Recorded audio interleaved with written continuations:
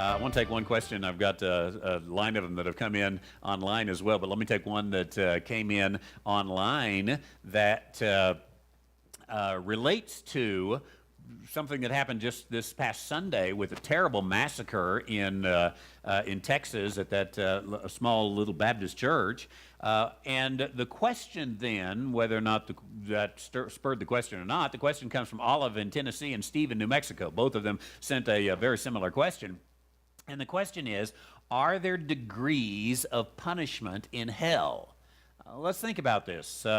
And Olive in Tennessee just wrote, I hear a lot that a sin is a sin is a sin in the eyes of God. She says, are there no longer abominations? Now, when you read the Hebrew Scripture, of course, you get not just a sin is a sin is a sin, but here's an abomination unto the Lord. For this one, a person is taken outside of the camp and they are stoned out of the camp of Israel. So does that exist anymore? And I'm going to, again, boil that question down to, are there degrees of punishment in hell? Now, sometimes you and I will say things like what? There is a special place in hell reserved for people like him.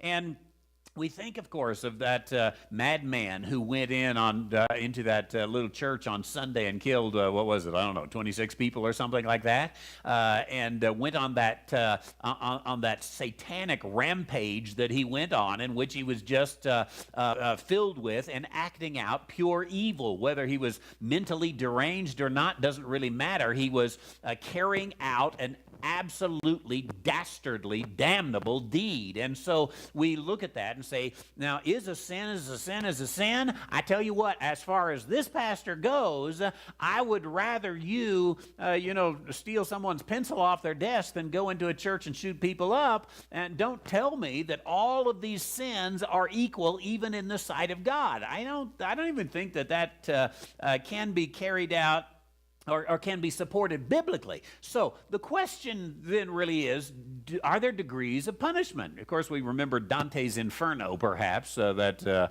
unbelievably great poem in terms of its linguistic style. He has, as Virgil, the tour guide, gives him a tour of hell, and he has various degrees of hell, but we don't get our theology from Dante, otherwise we'd believe in purgatory. So are there degrees in hell? Well, here's a couple of things I can put together to try to answer the question. First of all, in Revelation chapter 20, verses 12 and 13, and let me just read that so I get it correct here. Revelation 20, beginning in verse 12. John said, I saw the dead and the great and the small standing before the throne, and books were opened, and another book was opened, which is the book of life. And the dead were judged from the things which were written in the books according to their deeds. And the sea gave up the dead which were in it, and death and Hades gave up the dead which were in them, and they were judged, every one of them, according to their deeds. Now, that's Revelation 20, verses 12 and 13. Are there degrees of punishment in hell? I can only tell you so far that those who are going to hell, and all those people in those verses are, they are judged according to their deeds. Now, furthermore, if you were to consider the words of Jesus in Matthew chapter 10, verse 15, he is speaking about Capernaum, and he says, it is more tolerable for Sodom and Gomorrah than it is for, not Capernaum, Bethsaida and Chorazin. It's more tolerable for Sodom and Gomorrah than Bethsaida and Chorazin. Now, more tolerable, the Greek word is anektos. It comes from echo, to have, and ana, again to have, again to have, again to have. He said Sodom and Gomorrah could take their punishment again and again and again and again and still be better off than Chorazin and Bethsaida are going to be, he says, in that time of the judgment. Now, here's logic. Let's put some logic to it. And I think that logic is not opposed to the Scripture.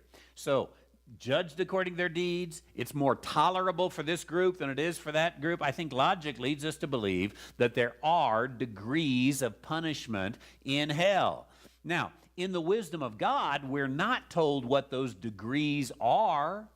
And so, we get together with Dante and make things up about the degrees of punishment in hell and how all that comes about. But I think that you begin to look at that and you say, well, this madman in Texas, or an Adolf Hitler, or a Joseph Stalin, or a pedophile who ruins the life of children, or go on pick some of the heinous acts that are done.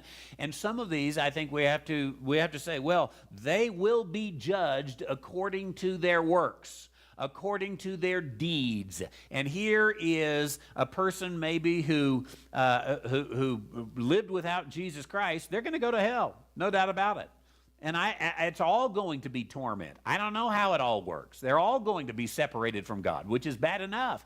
But they're going from the frying pan into the fire, literally, as it carries out there. Now, let's flip this on the other side. I do have to say that all sin has been paid for by Jesus Christ, and every sinner, while they're alive, is capable of receiving total and complete forgiveness. There is not a sin or even a collection of sins that God cannot cover through the blood of His Son, Jesus Christ.